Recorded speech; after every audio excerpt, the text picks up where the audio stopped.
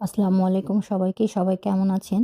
রমজানের পূর্ব প্রস্তুতির যে সিরিজটা আমি আপনাদের সাথে শেয়ার করছি, সেই সিরিজের আজকে থাকছে ৬ নম্বর পর্ব এবং ৬ নম্বর পর্বটাতে আমি যেটা আ যে রেসিপিটা আজকে আপনাদের সাথে শেয়ার করব সেটা হচ্ছে টুনা মাছের কাবাব। তো টুনা মাছের কাবাব বানানোর জন্য আ আমি ক্যানের টুনা মাছ নিয়ে এসেছিলাম সুপার শপ থেকে। আমরা তো আসলে এভাবে আম অরিজিনাল ফিশটাকে আমরা তো আর বাংলাদেশে অ্যাভেলেবেল পাওয়া যায় না। আমাদেরকে ক্যানড ফুডের উপরে নির্ভর করতে হয়।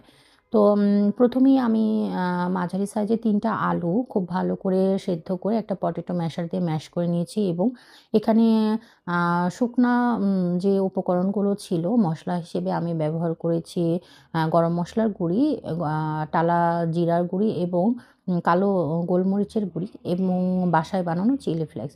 তার সাথে আমি যে পেঁয়াজটা ব্যবহার করেছি সেই পেঁয়াজটা আমি পেঁয়াজ কুচিটা একটু সামান্য একটু লবণ দিয়ে তেলে কালারটা চেঞ্জ হয়ে আসা পর্যন্ত আমি ওটাকে ভেজে নিয়েছি।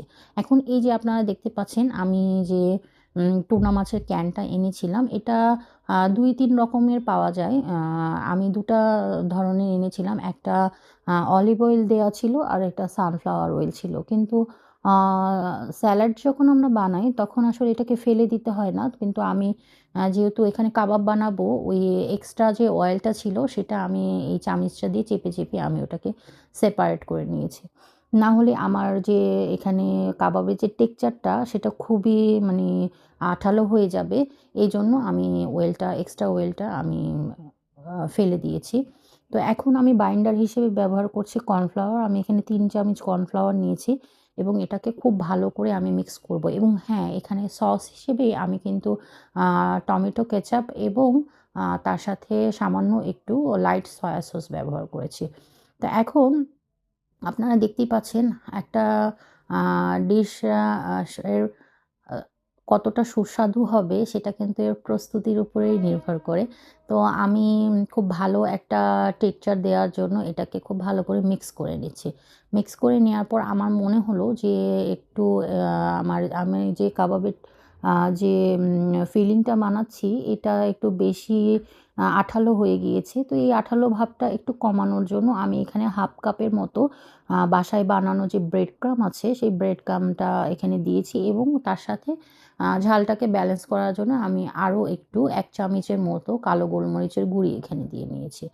তো এগুলো দেওয়ার পরে আমি লবণটাকে একটু ব্যালেন্স করে আমি আ এখানে আবার খুব ভালো করে এটাকে মিক্স করে নিচ্ছি।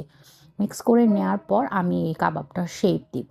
তো আরেকটা জিনিস আমি এখানে ব্যবহার করছি, সেটা হচ্ছে আমি এখানে লেবু ব্যবহার করেছিলাম। যেহেতু টুনা মাছের একটা স্মেল থাকে, যে স্মেলটা অনেকেরই ভালো নাও লাগতে পারে। আ যারা আসলে খেয়ে অভ্যস্ত তাদের কাছে অতটা খারাপ লাগে না।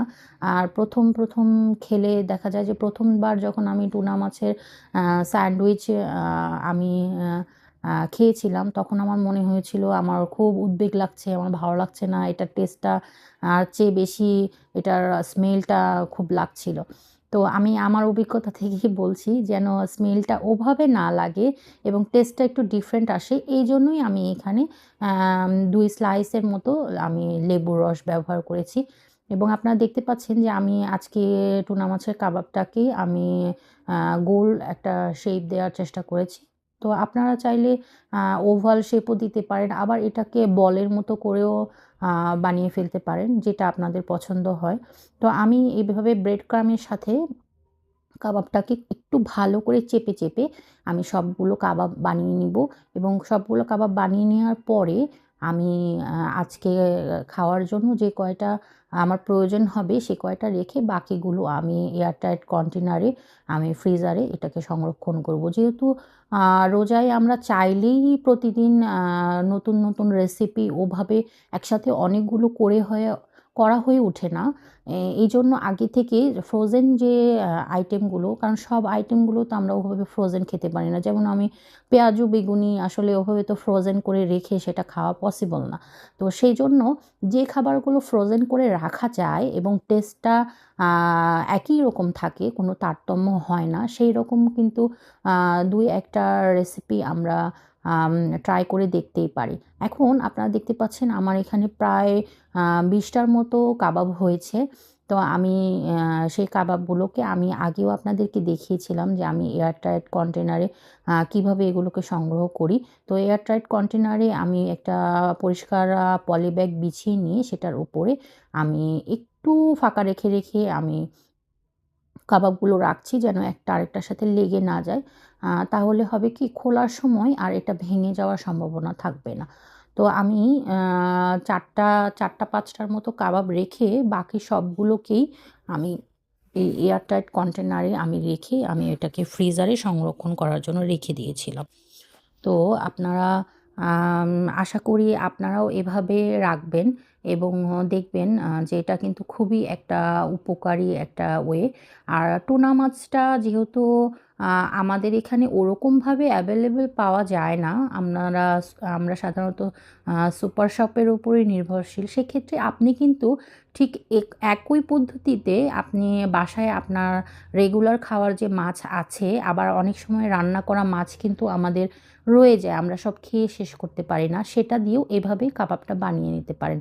তো আমি আপনাদেরকে দেখানোর জন্য আমি এখানে ৪টা কাবাব আমি আম এটা শ্যালো ফ্রাই করে নিয়েছি। আমি এয়ার ফ্রায়ারে দেইনি, যে আজকে আমি এটাকে শ্যালো ফ্রাই করে নিয়েছি এবং আপনারা দেখতে পাচ্ছেন কেমন হয়েছে। তো আপনারা আমার রেসিপিগুলো কেমন লাগছে, ভালো লাগছে কিনা, আপনারা উপকৃত হচ্ছেন কিনা আমাকে অবশ্যই